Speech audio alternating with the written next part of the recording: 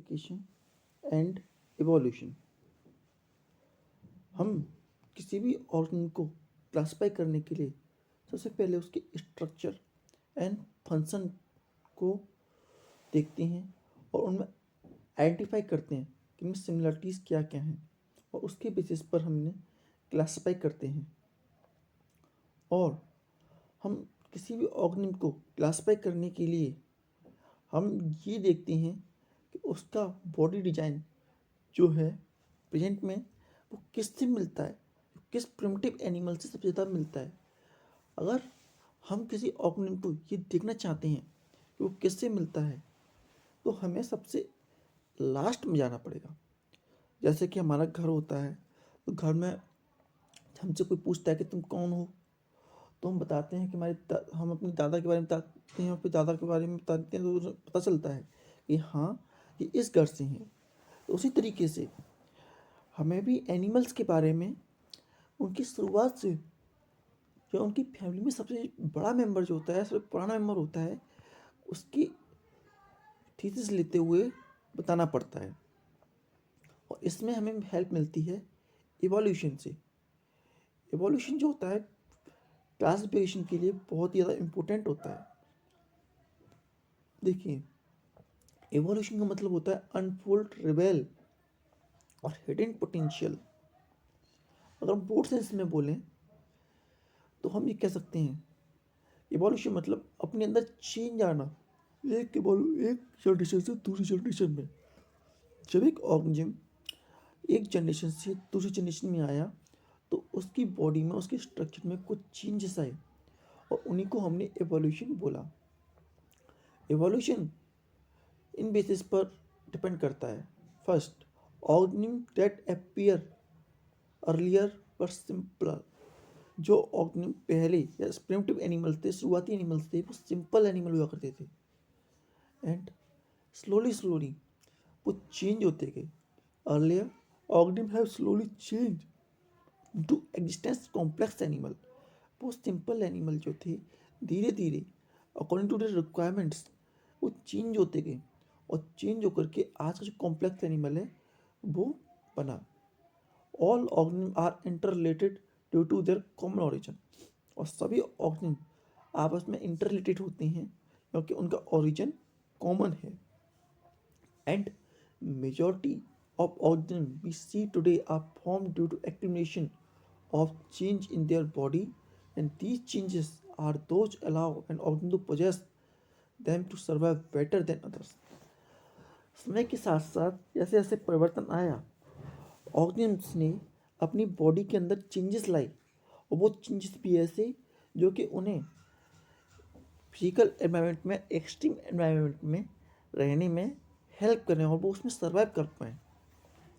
In other word, survival of the fittest mean to say जो survival, जो organism दी गई condition में ज़्यादा अच्छे से सर्वाइव कर पाएगा, केवल वही ऑर्गेनिज्म जिंदा रह पाएगा।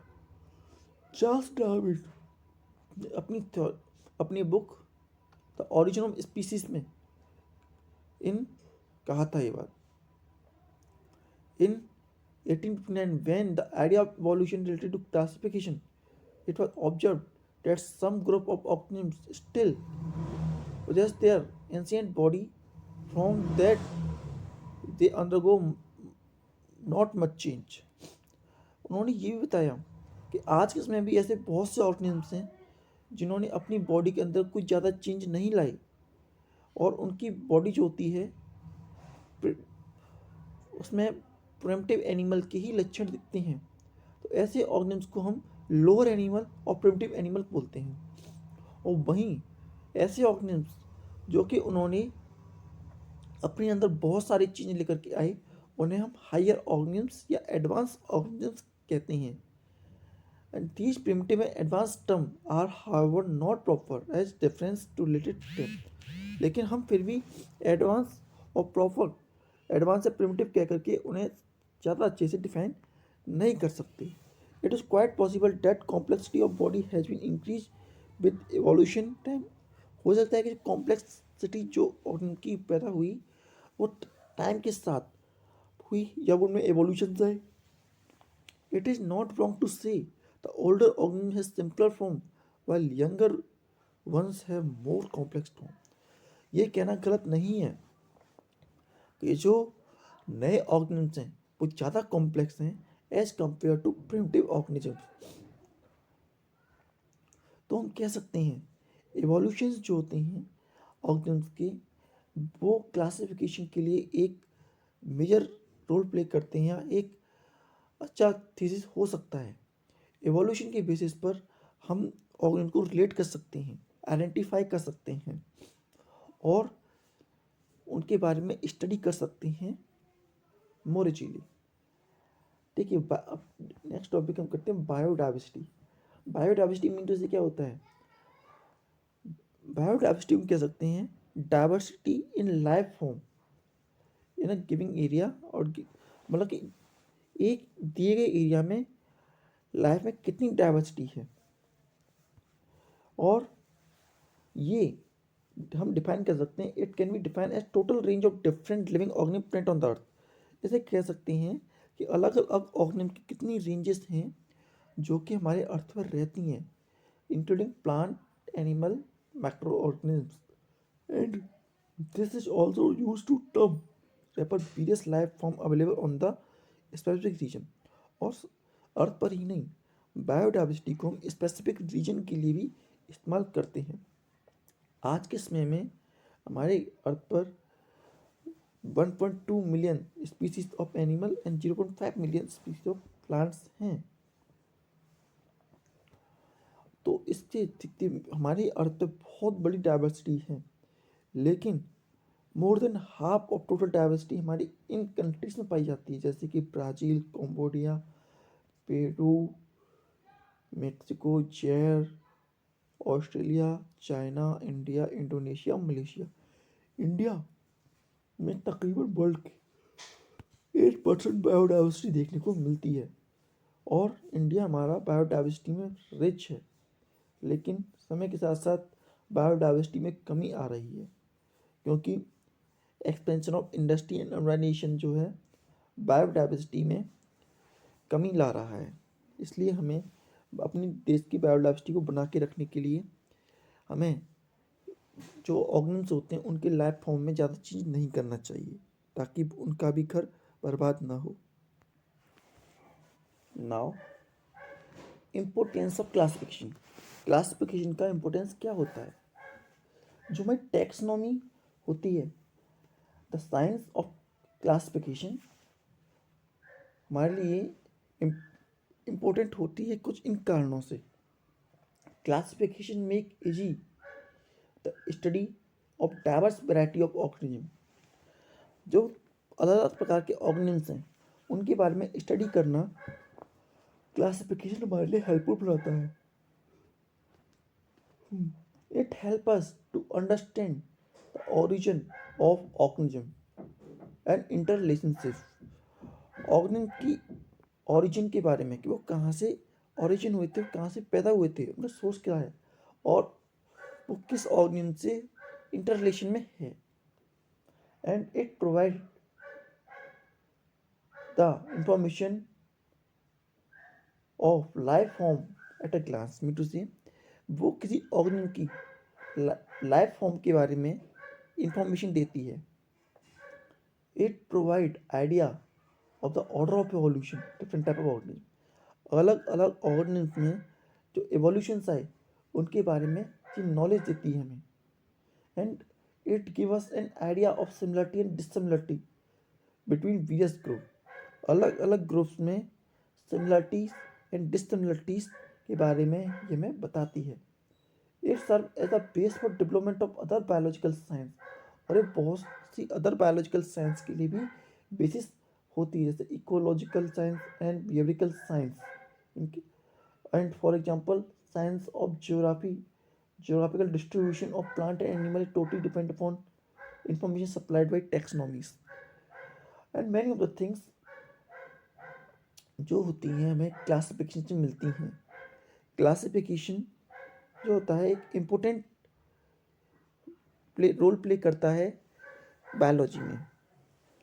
अब हम चलते हैं नेमिंग के लिए। हम ऑर्गेनिजम्स की नेमिंग किस प्रकार से करते हैं, अब हम इस बात को देखेंगे। तो नेक्स्ट टॉपिक, नोमेनक्लेचर।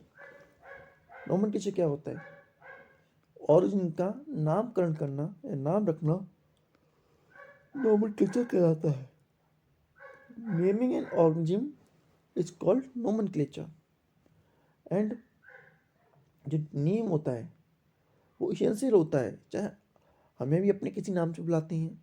अगर हमारा कोई नाम ना हो तो हमें कोई बुलाया कैसे? इसीलिए हर ऑर्गेनिज्म का अपना एक नाम होता है जिससे कि हम उसे बुलाते हैं, और वो नाम एक ऑर्गेनिज्म को दूसरे ऑर्गेनिज्म से अलग करता है। जैसे कि हम कहते हैं